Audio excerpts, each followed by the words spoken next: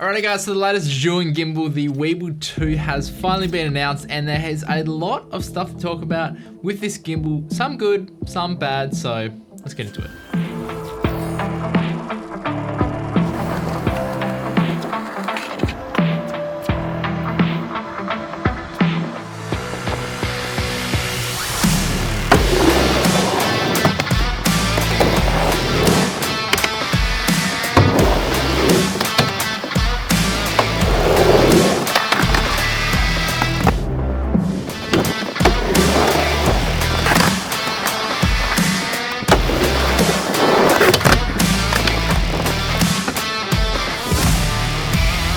How's it going? My name is Andrew Murphy from Down Under in Gold Coast, Australia. So the Weebill S was honestly the first gimbal that actually really caught my attention because of the fact that it could actually hold like a significant weight, but it was still super compact and small.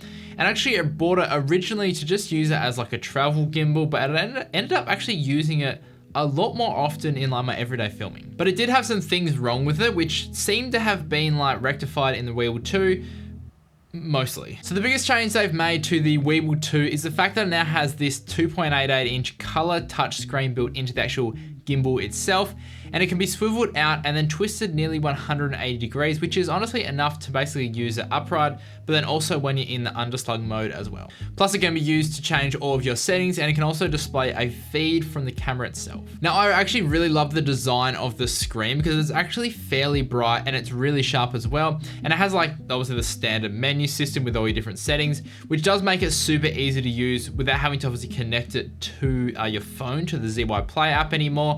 Because basically everything's here on the thing. Like you can even do your time lapses and your motion lapses directly on the gimbal itself. Now, aside from actually like obviously displaying an image on the screen, the best part is that it makes it super easy and super quick to actually adjust your settings on the fly. So for me personally, I like doing obviously the auto calibration when you put a camera on the gimbal, and it will set it up roughly, like we'll do a pretty good job, but then I like to actually go through and tweak all the settings and make it like as good as I possibly can. But usually to do this, I would obviously connect my phone to the gimbal, and then I'd have the ZY Play app on my phone, and I'd, do a little run around, change some settings, do a little run around, change some settings, and I would always have to have my phone on me. So now with this, because everything's there, like you can literally move, okay, I want to change something, change it, move, change it, like it's just so quick. However, one thing I would love to see in a firmware update, Zhiyun, is basically when you're in the different modes on the actual settings, it gives you a list, and like you have to actually scroll up to get to all the different settings.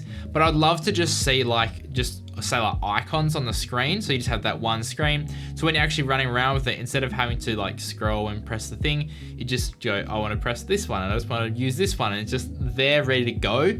Kind of like when you used to have the buttons on the side. Now the first thing I thought was like, doesn't the screen hit on the pan motor? And it doesn't, thankfully. It comes seriously close though, and the coolest part is that because it's obviously on the actual body of the gimbal and not anywhere near the arms, if you go from say like a high to a low mode, you can just swivel the motor without actually obviously touching the camera, so you have no chance of like shaking it, as if you were like using or swiveling the monitor on your camera itself. But obviously the main reason you would use this display on the gimbal is to display your camera's feed, and this can be done by using the new Video Transmitter AI version, which also gives access to these tracking features. Now disclaimer, I do have the transmitter, and I started testing it and the tracking seemed to be working okay, but then my transmitter just stopped working. So I'm not gonna obviously touch on this in this review. I'll do a separate video on this because I can't really tell you what's good and bad about it when I can't really test it out, sort of thing. And you also don't actually need to use the display if you don't want to at all. You can obviously just leave it folded in, it still works exactly the same. And if you have it out and you want to turn it off to obviously save power, you can just press the power button once and it will just sleep the actual display. Now for a lot of the footage in this review, I was actually shooting on the pre-production firmware, which is version 1.80, but it's now been updated to version 1.81, which is a ton better and solves a lot of the issues that they were having, like battery display not being correct and not being like super smooth. But I have marked the footage in this review if it's been shot on the different firmware, so you can tell which is the old one and which is the new one. Now the Weebill 2 still has that, like same 7 shape design that we love from the original, but it's been seriously beefed up, like straight up. It's just so much more solid, so much more like, just feels feels good. Like, you know, the Weebill S just felt cheap and like it was gonna break. This feels so nice. And to be honest, it actually reminds me of the Ronin S grip feel, and that was also like build quality as well, which I loved. And the all black design looks super duper stealthy in my opinion. Now they have gotten rid of those 18650 removable batteries, which I know is going to annoy a lot of people, but it's still supposed to get about 9 hours of runtime, which is honestly more than enough time for people shooting over a long period of time.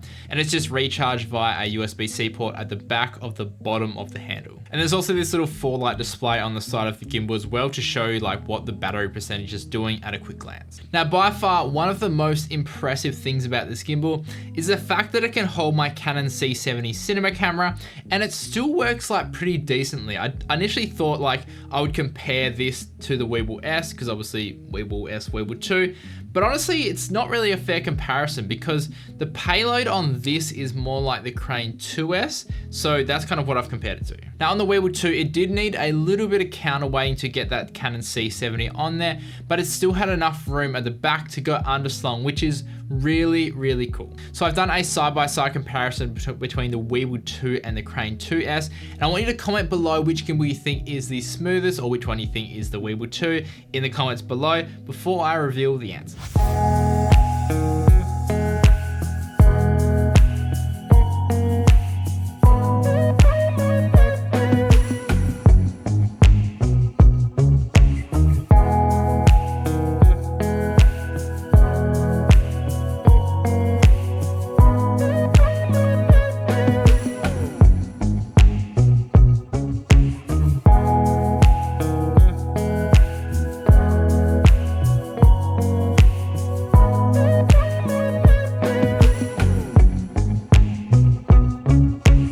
So if you thought that Gimbal B was the Weebill 2, then you would be correct. And you can see that it just doesn't quite handle the weight as well as the Crane 2S. But what is interesting is that if I add a slight stabilization to both of the shots side by side, like look at this, they're basically almost identical. And I always found that even with the Weebill S, I would have to add just a slight bit of stabilization just to get rid of those little micro jitters. So I guess like straight out of the camera, it's not quite the smoothest, but with a little bit of extra work, or if you pair it with a camera like a Sony or the Canon R5, R6 that has IBIS in it, then the footage would be so buttery. The underslung mode also really seemed to struggle with the C70. I think it was because of the width. So if you are going to run a Pocket 6K or Pocket 4K, that is a bit of a wider camera.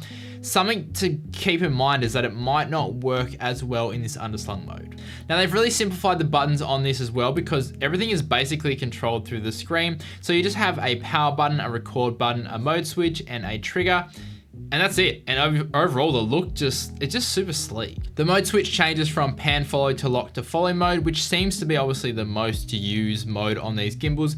And if you hold the trigger button, it switches to point of view mode. So you obviously have access to 4 different modes super quickly. The focus mode now has been moved to the back of the gimbal, which again is going to upset some people. It just means that you can no longer obviously grip the bottom handle and roll the focus wheel with your thumb, but we can now assign the focus wheel to do a ton of different things, which is super cool. So you can basically set it to roll, aperture, ISO, shutter, electronic focus, follow focus, or the zoom motor control, which is super awesome because now even if you don't use say like a focus or a zoom module, you can still assign something to this to make it useful. They've also now moved the joystick to where the focus wheel used to be. And this, honestly, I think this is in a bit of a funny spot. And I think because of this, I often would press like up and slightly forward rather than just pressing up, especially when in underslung mode as well. Like I really had to think about how I was like going to control the gimbal, just because it's more on like a 45-degree angle rather than being straight on. But again, with time and practice, you'd get used to this. It's just something new that you have to get used to. The access lock system, which was one of the worst parts about the Weebill S, has now been significantly improved, and Zhiyun is still using that push lock system, but it's actually really solid and locks the axis in place now. And the lever on the pan motor makes it so much easier to adjust. Now as for price, it looks like this is going to be around $549 US for a basic kit like the one that I've got, and then you can get the transmitter and the extra arms and all that stuff as an upgrade. But honestly, if you have a Weebill S and you want to kind of stick to that form factor, absolute no-brainer, get the Weebill 2, like no questions asked. But if you want Like if you don't mind a bigger form factor and you want something that performs a little bit better, the Crane 2S might be a better option for you. But again, it really depends on the user, because like I personally love the form factor of the Weebill gimbals because they're great for traveling, they're super compact, and they give you like 90% of the performance of the higher end gimbals in Zhiyun's lineup, which honestly is good enough for me. Anyway guys, if you did enjoy this review, then consider liking and subscribing. And if you want to find out more about the Weebill 2, I'll leave some links down below. And as always, stay creative and just be you. Have fun.